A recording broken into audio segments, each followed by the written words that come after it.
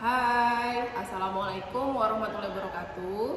Perkenalkan, nama saya Retno Asih dari SMA Negeri 2 Penajam Pasir Utara. Hari ini kita akan belajar bagaimana proses pembentukan urin atau yang biasa di dalam pembelajaran biologi itu disebutkan dengan mekanisme pembentukan urin. Silahkan disimak materi untuk hari ini.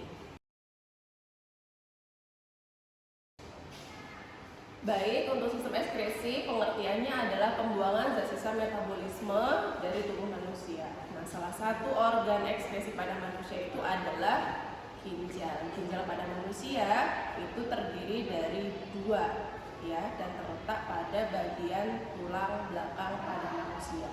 Untuk organ ginjal di sini terdiri dari tiga bagian. Yang pertama ada korteks, ya, kemudian ada medula, kemudian ada pelvis. Nah, terjadi proses mekanisme pembentukan urin sendiri itu terletak di sini. Ini namanya nefron. Nah, di dalam nefron ini terdapat berjuta-juta nefron yang nantinya bisa menyaring darah dari tubuh manusia untuk bisa dialirkan hasil-hasilnya itu melalui pelvis renalis sebelum dikeluarkan menjadi urin. Di sini saya memiliki alat peraga yang sudah saya buat beberapa bulan yang lalu. Di sini saya membuat alat peraga sederhana tentang mekanisme pembentukan urin itu terjadi. Di sini bahan-bahan yang saya pergunakan hanya botol bekas, selang, kemudian ada penjepit pada selangnya sendiri. Nah, di sini untuk botol bekas ini saya anggap ini adalah ginjal, ya, ginjal yang paling terluar. Nah, di dalam ginjal itu terdapat nefron. Nah, di sini disimulasikan ada bagian-bagian nefron, ya. Pertama ada glomerulus, ya.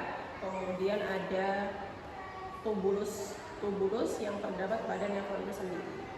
Untuk proses mekanisme pembentukan urin pada manusia memiliki 3 tahapan. Yang pertama ada filtrasi.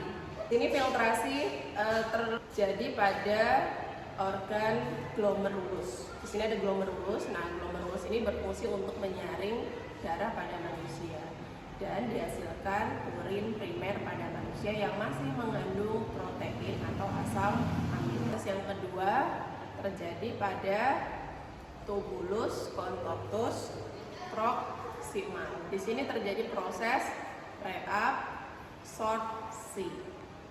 Reabsorpsi pengertiannya adalah di mana di sini terjadi proses pembentukan urin sekunder karena ada penambahan zat warna dan bau oleh empedu.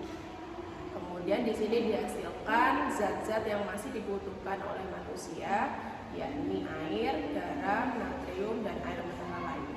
Yang ketiga atau yang terakhir itu adalah augmentasi. Augmentasi itu terjadi pada tubulus contortus distal. Nah, di sini terjadi proses penambahan zat lagi yang masih dibutuhkan oleh manusia, ya. Jadi pada manusia terjadi di sini, ya. Jadi sebelum dia dikeluarkan, dia terjadi proses penambahan zat-zat yang masih dibutuhkan dalam tubuh, kemudian dikumpulkan melalui tubulus contortus collectivus sebelum menuju ke kantung kemih melalui ureter. Untuk lebih lengkapnya, yuk kita praktikkan alat peraga ini bagaimana proses pembentukan urin pada manusia itu terjadi. Baik, untuk kesempatan kali ini kita akan memperagakan alat peraga yang saya buat, ya. Jadi di sini ada air, anggap saja ini adalah darah yang diserap oleh tubuh manusia. Darah itu kemudian menuju ke ginjal.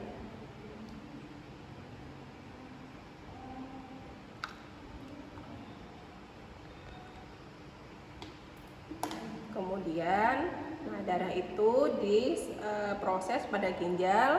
Dan di dalam ginjal itu terdapat yang namanya nefron. Di sini ada glomerulus, di mana pada glomerulus ini terjadi proses filtrasi. Artinya terjadi urin primer, di mana urin primer ini mengandung protein dan atau asam amino. Kemudian dilanjutkan pada tahapan yang kedua, yakni reabsorpsi, yakni penyerapan urin kembali untuk menghasilkan urin sekunder yang terjadi pada tubulus contortus proximal. Nah, di sini terdapat penyerapan zat-zat yang masih tidak diperlukan oleh dalam tubuh manusia seperti garam, kemudian natrium, air mineral dan sebagainya. Dan di sini juga terdapat proses penambahan aroma ataupun bau oleh empedu. Kemudian dilanjutkan pada lambung Henle, ya, di sini untuk menyeimbangkan tekanan osmotik. Kemudian dilanjutkan pada tahapan yang terakhir, yakni proses augmentasi atau penambahan zat yang masih dibutuhkan oleh manusia sebelum urin itu dibuang dari tubuh manusia dan dikumpulkan terlebih dahulu melalui tubulus contortus collectivus. Nah, di sini terdapat tubulus contortus collectivus itu sendiri terjadi pada pelvis renalis, dan di sini terdapat ureter menuju ke kantung kemih. Nah, setelah kantung kemih itu penuh seperti ini, ya, ketika manusia memiliki keinginan untuk buang air kecil, maka urin tersebut akan dikeluarkan melalui saluran uretra. Baik, untuk menjaga organ ginjal, kita sebaiknya mengonsumsi air putih sebanyak 2 liter. Demikian pembelajaran pada hari ini. Semoga materi hari ini bisa bermanfaat buat kalian dan bisa memahami lebih banyak tentang bagaimana proses mekanisme pembentukan urin pada manusia. Wassalamualaikum warahmatullahi wabarakatuh dan semangat belajar.